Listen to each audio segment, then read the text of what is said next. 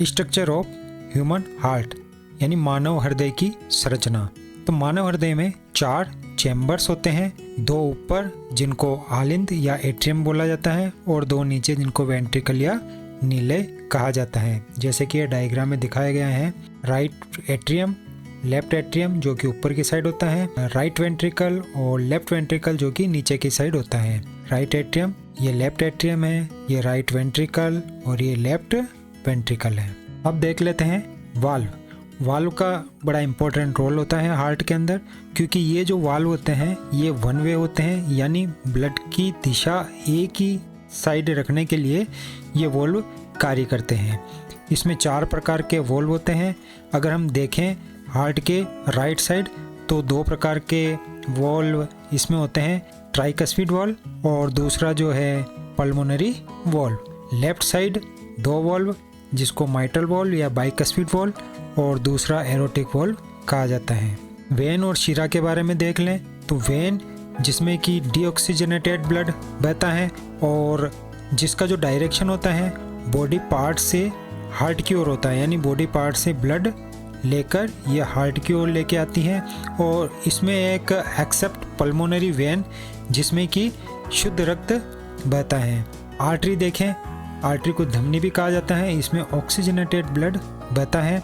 इसका जो डायरेक्शन होता है हार्ट टू बॉडी पार्ट, यानी हार्ट से ब्लड को बॉडी पार्ट्स की ओर ले जाने का कार्य करती हैं। एक्सेप्ट इसमें पल्मोनरी आर्टरी जिसमें कि अशुद्ध रक्त बहता है।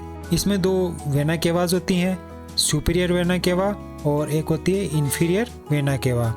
ये दोनों ही वेना केवा जिसमें डीऑक्सीजनेटेड ब्लड बहता है और इनका जो डायरेक्शन है बॉडी पार्ट टू हार्ट की ओर होता है। और तीसरा ये सबसे बड़ी वेंस होती हैं। सुपीरियर वेना केवा मेनली जो इसमें ब्लड आता है वो अपर पार्ट से आता है, बॉडी के अपर पार्ट से इसमें ब्लड आता है, हेड, नेक, आर्म और चेस्ट से। इसी तरह इन्फीरियर वेना केवा जिसमें ब्लड लोअर पार्ट से आता है, जैसे एब्डोमिनल ऑर्गन, लेग्स हो गया या अदर ऑर्गन्स जो कि लोअर पार्ट्स में होते हैं। अब हम देख लेते हैं एरोटा। एरोटा जिसमें कि ऑक्सीजनेटेड ब्लड इसमें बहता है। इसका जो डायरेक्शन होता है हार्ट टू बॉडी पार्ट, यानी हार्ट से यह ब्लड को लेके बॉडी के अलग अलग पार्ट्स में सप्लाई करता है। यह सबसे बड़ी आर्टरी होती है। पल्मोनरी आर्टरी जिसमें कि डीऑक्सीजनेटेड ब्लड बहता है। पल्मोनरी आर्टरी जिसमें राइट वेंट्रिकल से डीऑक्सीजनेटेड ब्लड पल्मोनरी वाल्व से होता हुआ पल्मोनरी आर्टरी में आता है और पल्मोनरी आर्टरी से यह ब्लड प्यूरिफिकेशन के लिए लंग्स को जाता है। पल्मोनरी वेन में ऑक्सीजनेटेड ब्लड बहता है। यह ऑक्सीजनेटेड ब्लड पल्मोनरी वेन से होता हुआ लेफ्ट एट्रियम को आता है। अब इसका सर्कुलेशन देख लेते हैं। तो बॉडी का जितना भी अशुद्ध ब्लड या डीऑक्सीजनेटेड ब्लड है जो सुपीरियर वेना केवा और इन्फीरियर वेना केवा के द्वारा राइट एट्रियम को आता है।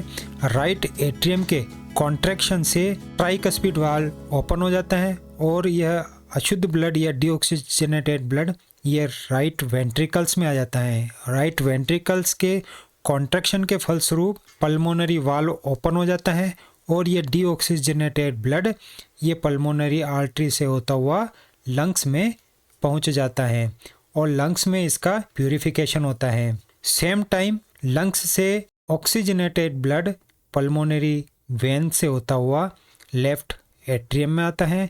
लेफ्ट एट्रियम के कॉन्ट्रैक्ट होने से जो माइट्रल वाल्व या बाइकस्पिड वाल्व है वो ओपन हो जाता है और ऑक्सीजनेटेड ब्लड लेफ्ट वेंट्रिकल्स में आ जाता है। लेफ्ट वेंट्रिकल्स के कॉन्ट्रैक्ट होने के फलस्वरूप यह जो एरोटिक वाल्व है वो ओपन हो जाता है और ऑक्सीजनेटेड ब्लड यहाँ से होता हुआ एरोटा में आ जाता है।